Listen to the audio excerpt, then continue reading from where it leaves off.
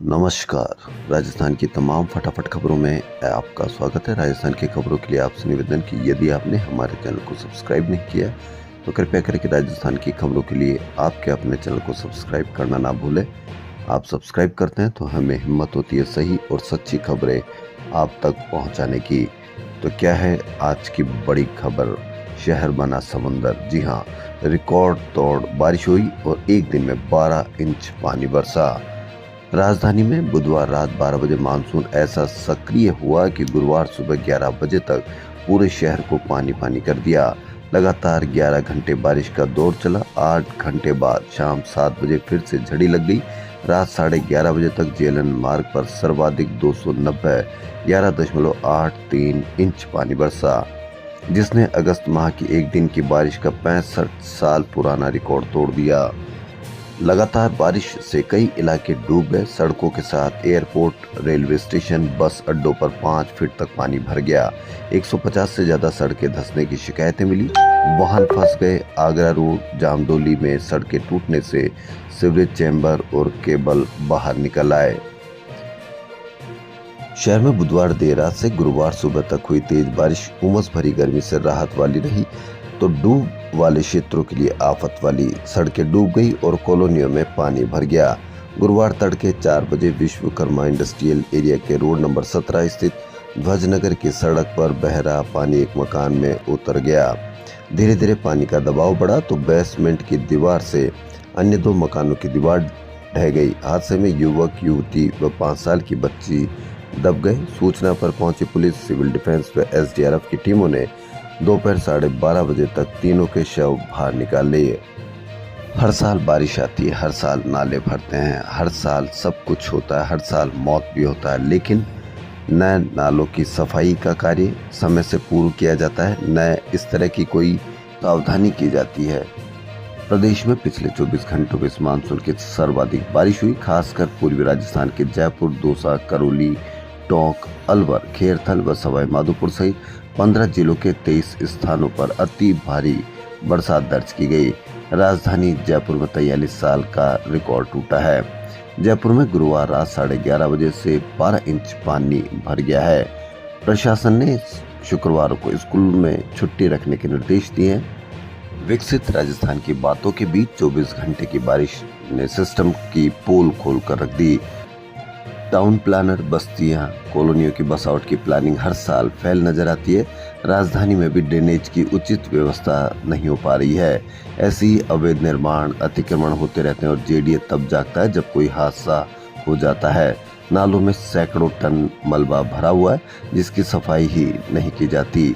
तेज बारिश में जब पानी इनमें से आता है तो ओवरफ्लो होकर सड़कों पर भरता है, लेकिन अधिकारी कभी इस बात पर ध्यान ही नहीं देते।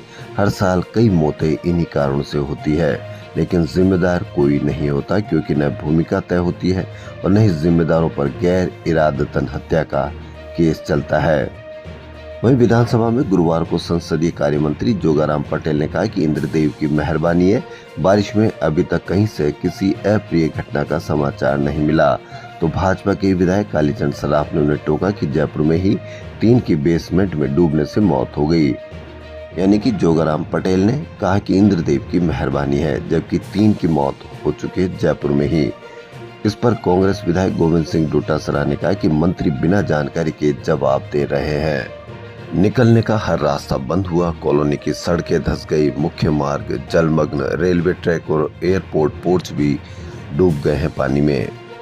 दिल्ली के राजेंद्र नगर स्थित आईएएस कोचिंग सेंटर में हुए हादसे के बाद मुख्यमंत्री के सख्ती दिखाने पर ग्रेटर नगर निगम के 7 जोन में गठित टीमों ने सर्वे शुरू कर दिए हैं। 30 कोचिंग संस्थान व 1 लाइब्रेरी को नोटिस दिया गया है। 2 दिन में दस्तावेज पेश नहीं किए जाने पर संबंधित कोचिंग संस्थान के विरुद्ध नियमानुसार सीज की कार्रवाई अमल में लाई जाएगी। कितनी कार्रवाई अमल में लाई जाएगी यह आप सब जानते हैं। राजस्थान विश्वविद्यालय में यूजी, पीजी, डिप्लोमा डिग्री की फीस कम करने और छात्रावासों में क्वालिटी युक्त खाना खिलाने समेत अन्य मांगों को लेकर परिसर में गुरुवार को नारेबाजी कर प्रदर्शन किया गया। छात्रों को मना करने के बाद भी नहीं मानने पर पुलिस को हल्का बल प्रयोग करना पड़ा। छात्र नेता राहुल महिला व अन्य प्रदर्शनकारियों को गिरफ्तार कर लिया गया। राहुल महिला ने मांगे नहीं माने जाने तक जूते त्यागने की शपथ ली है। स्टेट हाईवे पर भी स्थित टोल प्लाजा पर भी अब फास्टैग से टोल वसूलने की प्लानिंग की जा रही है। इससे टोल कलेक्शन में पारदर्शिता आएगी और टोल कंपनी लोगों से मनमानी से टोल वसूल नहीं कर सकेगी। यानी कि पारदर्शिता नहीं है टोल कलेक्शन में और मनमानी भी टोल वसूल किया जा सकता है। जयपुर में एक पेट्रोल पंप से वाहनों में पेट्रोल के साथ साथ पानी भरने का मामला सामने आया। वाहनों में पेट्रोल की जगह पानी भर दिया, जिससे हंगामा हुआ और 20 से अधिक वाहनों में पानी भर दिया गया। बाद में पता लगा, कर्मचारियों का कहना है कि बारिश के कारण टैंक का वाल्व पानी में डूब गया। इसके कारण सुबह जब पेट्रोल भरा गया उसमें पानी आ गया। अब कुछ वाहनों में पानी निकला तो जानकारी सामने आई है। राजस्थान के फूड विभाग की टीम ने गुरुवार को त्रिमुख सर्किल जयपुर स्थित ग्रैंड उनियारा होटल पर छापा मारा और एक्सपायरी डेट की खाद्य सामग्री जब्त की। बदतर इंतजामों का अंदाजा इसी बात से लगाया जा सकता है कि सड़े हुए पत्ता गोभी और मशरूम काम में लेने के लिए फ्रिज में रखे हुए थे और फ्रिज दुर्गंध मार रहा था। विभाग के अतिरिक्त आयुक्त पंकज ओझा ने बताया कि जांच के दौरान जब फ्रिज खोला तो तेज दुर्गंध आ रही थी।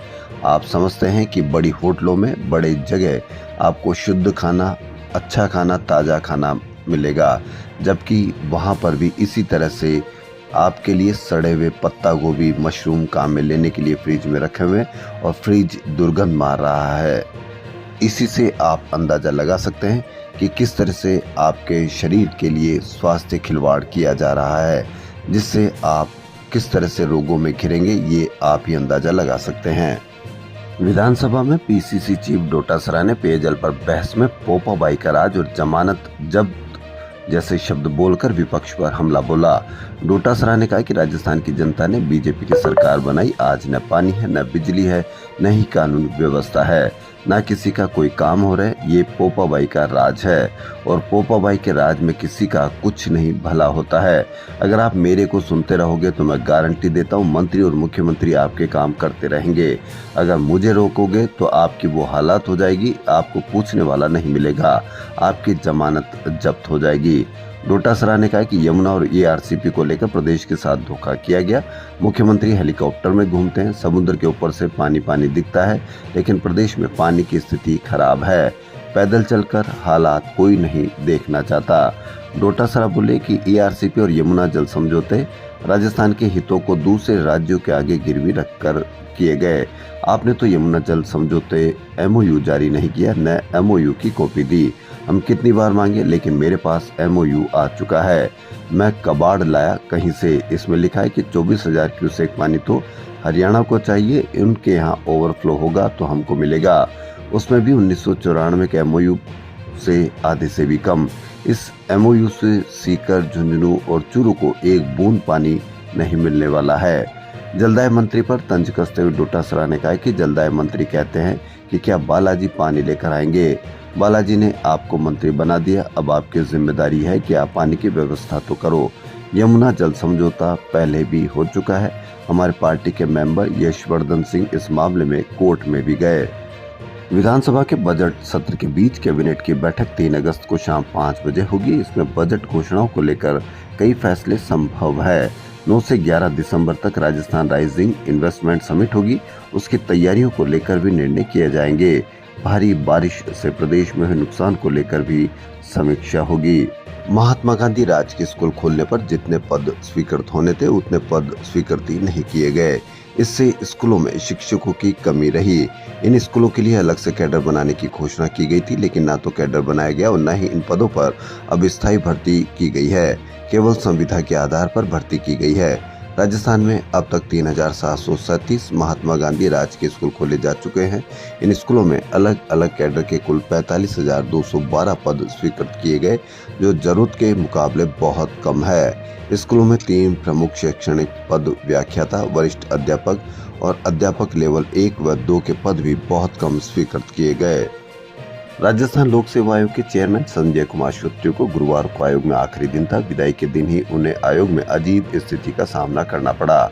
श्रोत्रिय के व्यवहार से नाराज आयोग के अफसरों और कार्मिकों ने उन्हें विदाई समारोह का बहिष्कार कर दिया। मजबूरन आयोजन को रद्द करना पड़ा और उन्हें बिना समारोह के विदा होना पड़ा।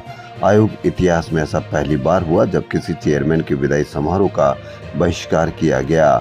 आयोग अध्यक्ष संजय श्रोत्रिय गुरुवार को करीब 2.5 साल का कार्यकाल पूरा कर विदा हो रहे थे। आयोग में विदाई समारोह का आयोजन होना था, इसकी तैयारियां भी कर ली गई थी।